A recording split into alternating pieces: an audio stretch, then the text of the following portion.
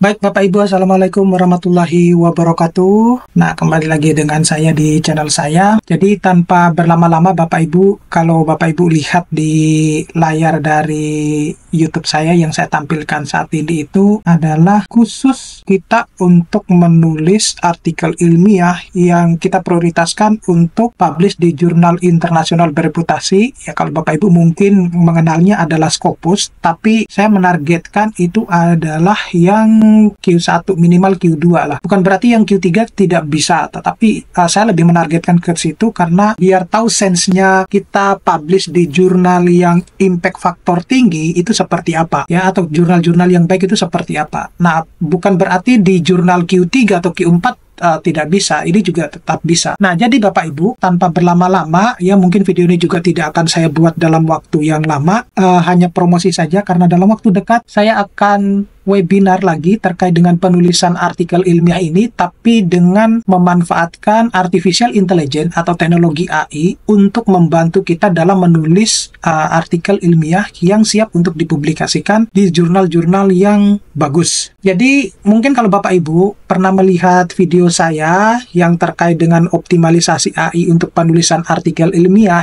yang bisa digunakan untuk kenaikan jabatan fungsional, baik itu dari asisten ahli, lektor kepala, dan guru besar. Nah, Bapak Ibu tentunya banyak yang bertanya, loh kok bisa ya seperti ini? Artificial intelligence-nya didesain seperti ini gitu. Nah, jadi ini yang akan saya perkenalkan sebelum nanti kita akan lebih banyak membahas di workshop saya. Ya, nanti akan saya share linknya, kemudian flyernya dalam video ini. Jadi ini adalah ChatGPT yang sengaja kami rancang secara khusus yang diperuntukkan khusus untuk keperluan sebenarnya mahasiswa dan dosen ya, yang bisa digunakan untuk penulisan artikel ilmiah. Jadi kalau Anda lihat tentu berbeda dengan ChatGPT yang lain karena kita sudah merancang secara khusus, kita sudah mengkodingnya kan. Jadi yang akan saya terapkan di sini adalah tutorial ya secara singkat. Lebih jelasnya nanti akan kita bahas secara khusus di workshop saya ya terkait dengan penulisan artikel ilmiah. Apa saja yang harus disiapkan sebelum kita masuk ke ini ya, menu drafting research artikel. Bapak Ibu ketika nanti mengikuti workshop saya, ada beberapa keuntungan yang bisa Bapak Ibu dapatkan ya, dimana salah satunya adalah akses ChatGPT ini ya secara gratis selama 1 bulan. Nah, dimana di dalam sini Bapak Ibu akan mendapatkan banyak manfaat ya, termasuk ini ada beberapa menu ya, dan apakah bisa dipakai semua? Bisa dipakai semua, tetapi tinggal tergantung dari peruntukannya seperti apa, mau untuk apa gitu. Nah, kalau mau dipakai untuk penulisan artikel ilmiah, maka tentu yang dipakai itu adalah yang poin 2 ini. Ini yang biasa sering saya pakai gitu, maupun dosen-dosen yang lain yang selama ini mereka gunakan untuk penulisan artikel ilmiah. Nanti yang lain ini kita akan bahas di workshop saya gitu ya. Jadi ini yang Bapak akan dapatkan, Bapak Ibu akan dapatkan, ada sekitar 26 item yang Bapak Ibu bisa gunakan di ChatGPT sendiri, tetapi Bapak Ibu tidak perlu khawatir, ada fasilitas-fasilitas yang lain yang Bapak Ibu akan juga dapatkan selama nanti workshop ini, di mana fasilitasnya itu yang ini Bapak Ibu ya, ada site space ya, kemudian ada bot, kemudian ada site AI. Ini adalah artificial intelligence yang mensupport atau mendukung ketika kita melakukan penulisan artikel ilmiah. Kemudian ada Quillbot ya, ada Grammarly, ada BioRender. Mungkin Bapak Ibu tidak masih merasa asing ya, apa lagi ini BioRender, tapi kalau kita di teknik itu sudah terbiasa menggunakan ini ya. Kemudian ada Turnitin dan akses-akses yang lainnya. Bapak Ibu akan mendapatkan semua ini kalau nanti Bapak Ibu akan mengikuti webinar saya yang akan saya sharing linknya di dalam video ini ya, dan juga di dalam deskripsi dari video nanti gitu. Nah, kembali ke ini, kalau mungkin Bapak Ibu selama ini berpikir menulis itu susah, kemudian apalagi mau publish di jurnal internasional bereputasi yang impact faktornya tinggi, kalau dengan metode yang kami kembangkan ini ya, yang biasa saya pakai ini juga, itu Bapak Ibu tidak perlu lagi harus memikirkan seperti apa menulis yang baik. Nah, tugasnya Bapak Ibu adalah itu hanya cuma menghasilkan, melakukan riset tentunya, kemudian menghasilkan data, kemudian ketika sudah di-generate di dalam ChatGPT yang sudah kami rancang secara khusus ini, tinggal Bapak Ibu kontrol ya seperti apa sehingga tidak absurd ya, atau tidak dia mencari literasinya itu kemana-mana, karena memang kita kontrol di sini. Nah, yang menjadi banyak challenge ya, mungkin yang informasi yang beredar di luar bahwa kok ChatGPT-nya berbeda dengan ChatGPT yang saya lakukan, mungkin Bapak Ibu beli di tempat lain. Karena memang mungkin ya tidak didesain seperti ini gitu, sehingga Bapak Ibu harus mencari-cari kira-kira prompting yang cocok itu seperti apa. Nah, sedangkan di sini Bapak Ibu tidak perlu harus membuat prompting aneh-aneh atau perintah yang aneh-aneh, karena nanti akan saya sediakan, akan saya share di workshop saya prompting yang biasa saya gunakan untuk menulis artikel ilmiah. Nah, oke. Jadi apa yang akan saya demokan di sini, saya sudah menyiapkan artikel saya ya, artikel yang sudah saya siap untuk saya demokan, dan ini Bapak Ibu bisa gunakan nanti di dalam workshop saya. Bapak Ibu juga bisa mengirimkan artikelnya baik itu dalam bahasa Indonesia maupun bahasa Inggris yang siap saya demokan nanti. Mudah-mudahan artikel Bapak Ibu yang terpilih dan siap akan saya review, saya berikan masukan, kira-kira ini ada kekurangannya di bagian mana dan harus ditulisnya seperti apa gitu. Jadi Bapak Ibu nanti di link yang akan saya sediakan itu, Bapak Ibu nanti bisa mengupload artikelnya yang siap untuk didemokan dan direview. Baik itu dalam berbahasa Indonesia maupun bahasa Inggris, itu saya siap untuk mereviewnya. Tapi jangan dikirim dalam bahasa daerahnya masing-masing. Nah, oke. Jadi tentunya apa yang Bapak Ibu butuhkan, di sini saya sudah menyiapkan artikelnya. Mungkin saya sedikit share dulu ya, seperti apa artikelnya itu. Jadi biar Bapak Ibu itu punya pandangan, oh seperti ini yang harus saya siapkan gitu ya. Nah, jadi kalau dilihat di sini, itu adalah bisa dikatakan ini bisa masih dummy ya. Dummy itu belum begitu fix gitu ya. Jadi bagian atas itu adalah judulnya, tetapi judul ini bisa juga belakangan, nanti kita cari judulnya juga melalui proses menggunakan ChatGPT ini. Yang perlu Bapak Ibu siapkan itu hanya cukup pada bagian ini saja,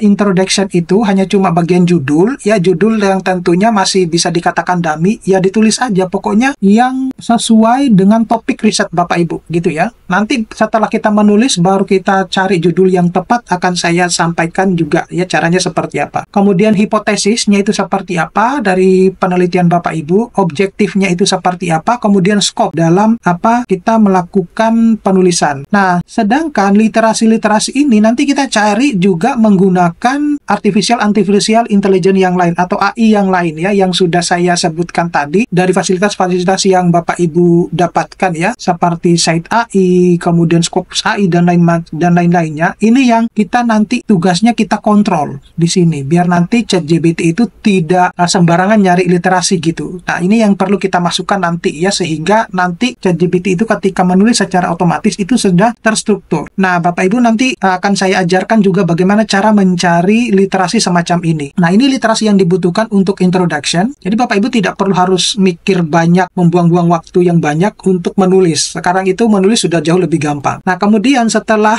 introduction-nya sudah terkumpul, khusus untuk material dan metode, saya sarankan untuk ditulis secara manual. Nah, apakah bisa ditulis pakai ChatGPT yang sudah kami rancang? Sebenarnya bisa, tetapi saya tidak mau mengajarkan kepada Bapak Ibu yang sudah sense awalnya itu tidak memiliki minat menulis ya, sehingga khawatirnya Bapak Ibu nanti tidak tahu bahwa tulisan yang bagus itu seperti apa, kemudian mau menumbuhkan rasa menulisnya itu seperti apa. Oleh karena itu, karena di dalam sebuah artikel ilmiah itu adalah yang terpenting, kita menulisnya itu bisa dikatakan rohnya atau garis merahnya itu ada di material dan metode ini. Maka Bapak Ibu ketika merancang sebuah riset kemudian akan ditulis di dalam artikel yang berupa luaran dari riset tersebut, maka saran saya material dan metode itu ditulis secara manual gitu ya, atau ditulis secara tidak menggunakan artificial intelligence yang lain. Nah, berikutnya, khusus untuk result and discussion, Bapak Ibu juga ada bagian-bagian yang harus ditulis secara manual juga. Jadi, seperti yang saya sampaikan, tujuannya adalah kita menumbuhkan dulu rasa minat untuk menulisnya. Itu yang saya ingin bangun dulu. Kalau misalnya Bapak Ibu langsung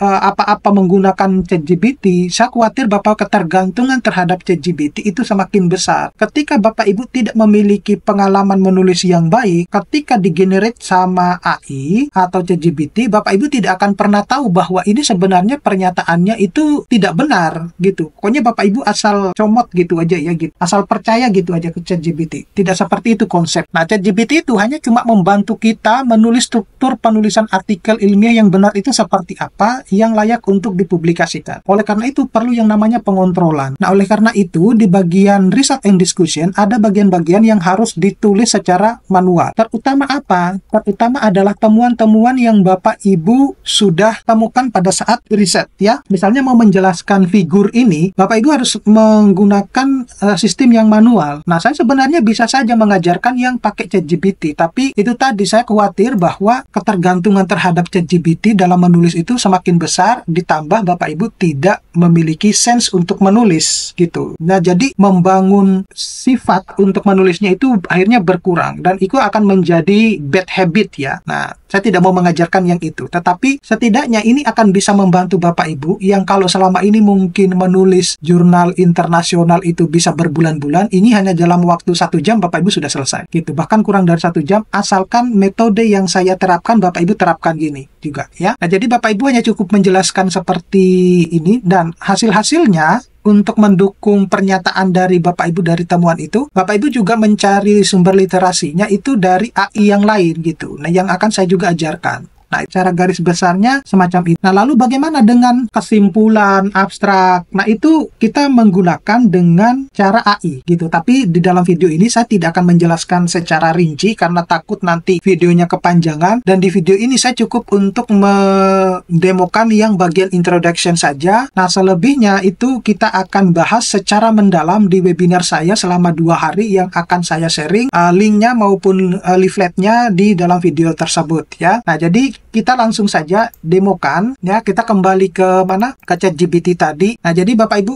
ini sudah tertulis ya, sudah tampil ya ChatGPT-nya. Nah, apa yang perlu dimasukkan ke dalam ChatGPT ini nanti Bapak Ibu bisa lihat sendiri, bandingkan mungkin sudah ada yang berlangganan ChatGPT yang tidak didesain secara khusus dengan ChatGPT yang sudah kami desain secara khusus. Jadi apa saja tadi ya, introduction-nya itu ya udah cukup hanya memasukkan yang judul tadi ya, judul, kemudian hipotesisnya, kemudian tujuannya dan juga skopnya. Setelah kita sudah memasukkan seperti ini, baru di bagian bawah atau di bagian atas juga sebenarnya kita bisa tulis gitu ya, tulis seperti ini. Saya gunakan yang bagian atas aja deh ini ya. Sebenarnya di bagian bawah juga bisa. Nanti Bapak Ibu menulis perintahnya itu seperti ini.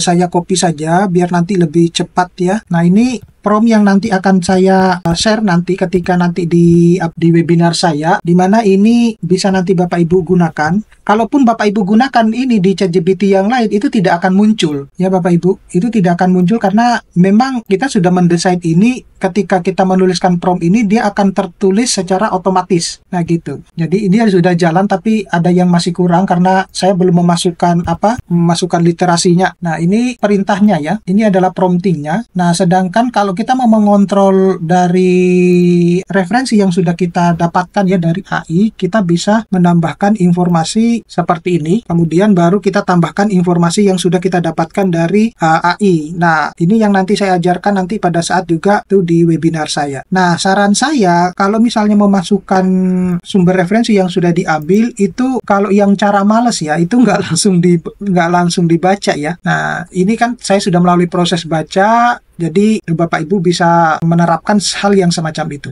Nah, kemudian kita tulis. Nah, ini yang Bapak Ibu yang mungkin tidak paham bahwa di dalam penulisan artikel ilmiah yang dipublikasikan di jurnal itu ada struktur-struktur yang memang tidak terlihat ketika sudah publish. Nah, oleh karena itu struktur inilah yang Bapak Ibu butuhkan ketika nanti menulis. Nah, apa sajakah itu? Ada background ya, background dari penelitian itu, latar belakangnya, kemudian temuan utama ya atau riset utamanya, permasalahan dari riset utama, dan kita mengeneral solusinya itu seperti apa. Kemudian ada spesifik solusi dari literatur yang sudah kita ambil. Kemudian ada spesifik literatur review dari kita mau menentukan riset gap-nya itu seperti apa. Jadi mungkin ini juga bagian terkendalanya Bapak Ibu ya, ketika menentukan riset gap itu seperti apa sih. Nah, dan yang paling penting itu di sini sudah ada pernyataan novelty-nya. Jadi Bapak Ibu tidak perlu lagi khawatir bahwa novelty penelitian saya itu seperti apa sih, kemudian tujuannya itu seperti apa. Nah, Bapak Ibu sudah tidak perlu lagi memikirkan itu karena sudah tercantum semuanya di sini. Ini baru yang introduction, ya gitu ya. Jadi ini tadi yang seperti saya bilang bahwa kalau kita kontrol literasinya, literatur reviewnya, maka akan muncul literasi-literasi yang sudah kita ambil dari artificial intelligence yang lain ya, atau AI yang lain. Jadi Bapak lihat, Ibu lihat ya, ini sumber-sumber yang kita ambil ya, Bapak Ibu bisa nanti lihat di bagian yang ini. Nah, ini ada. Jadi kita tidak perlu khawatir bahwa ChatGPT itu dia selalu ini ya, suka ngawur gitu mencari literasinya. Nah, ini karena kita kontrol sehingga Bapak Ibu tidak perlu lagi memikirkan bahwa ini benar apa enggak. Seperti itu, Bapak Ibu. Nah, jadi ini untuk yang introduction. Tadi yang material and method ditulis secara manual. Result and discussion-nya itu akan saya bahas pada webinar saya. Jadi seperti apa nanti di webinar saya? Nanti rencananya kami akan melakukan webinar ya di bulan Januari ya. Nanti di sini saya sudah akan tampilkan flyer dari webinar kami dan juga link pendaftarannya. Bapak Ibu bisa lihat di flyer tersebut. Jadi Bapak Ibu bisa mengikuti ini. Bapak Ibu bandingkan saja dengan mungkin ChatGPT yang selama ini Bapak gunakan itu, Bapak Ibu gunakan itu seperti apa. Dan ini sudah banyak yang berhasil publish dari apa yang kami kembangkan dari ChatGPT ini. Oke, sementara itu saja Bapak Ibu. Informasi lebih jelasnya Bapak Ibu bisa pantau terus di Instagram saya, Facebook saya, dan juga di YouTube saya. Terima kasih. Saya akhiri. Assalamualaikum warahmatullahi wabarakatuh.